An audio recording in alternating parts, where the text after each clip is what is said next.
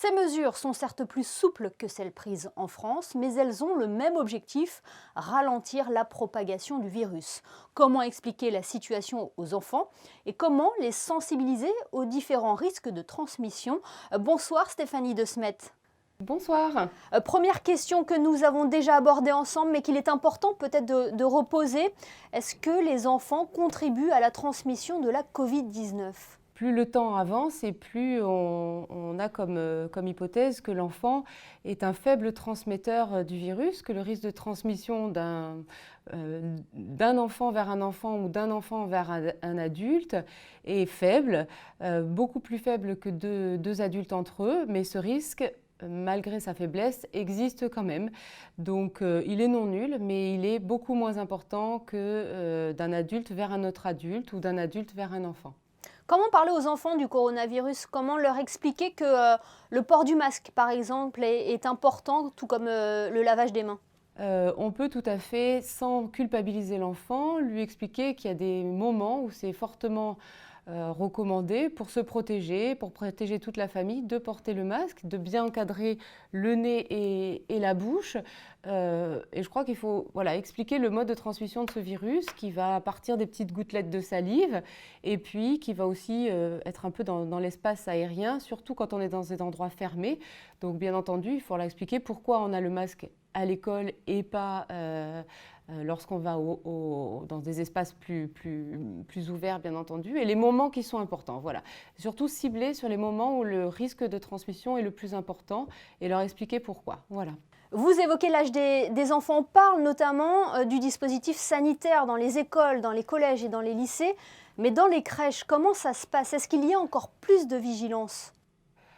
Alors, la vigilance est différente parce qu'en fait, il y a des moyens de prévention. La distanciation sociale à la crèche n'existe pas entre les enfants, ni entre les enfants et les auxiliaires qui s'en occupent, bien heureusement. L'enfant en crèche va pouvoir éventuellement transmettre le virus par des biais qui sont moins fréquents chez l'enfant plus grand. Par exemple, les transmissions indirectes sur les surfaces sont plus importantes, donc on va être plus vigilant au nettoyage des surfaces. On va être aussi plus vigilant sur le personnel entre eux, dans ces espaces où les enfants sont souvent un petit peu confinés. Et on va mettre beaucoup l'accent sur l'aération des pièces parce que les enfants ne portant pas de masque, bien entendu, il faut ventiler le plus possible les espaces. Docteur, quelles sont les questions les plus fréquentes, les questions que l'on vous pose plus fréquemment des enfants, mais aussi des parents? Alors, les enfants posent étonnamment assez peu de questions, mais même quasiment pas de questions, comme si vraiment c'était quelque chose qui leur avait...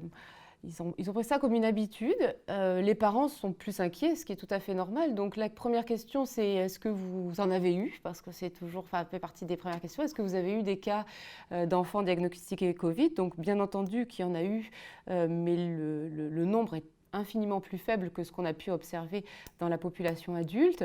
Maintenant, c'est vrai qu'il y a de plus en plus de questions à l'approche des fêtes de Noël, de personnes, de parents qui ont besoin de protéger l'intégralité de la famille.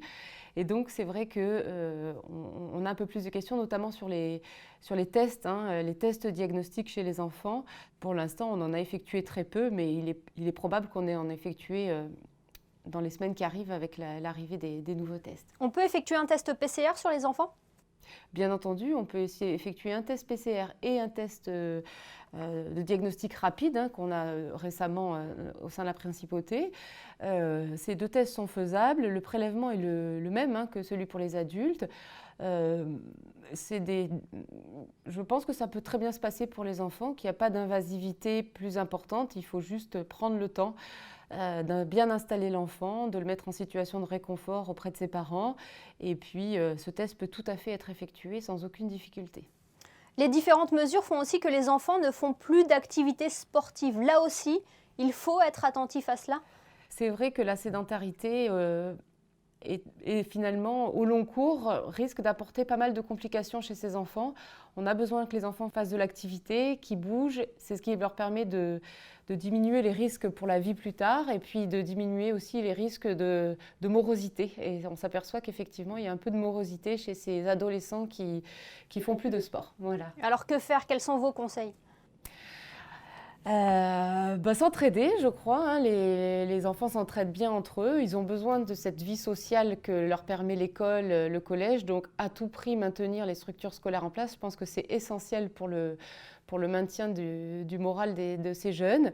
Et puis les encourager dès que possible à faire une activité en extérieur avec leurs parents, avec leurs proches, bien entendu. C'est quelque chose il va falloir vraiment insister sur la reprise des activités sportives et limiter la sédentarité qui peut être un fléau chez les jeunes. Voilà.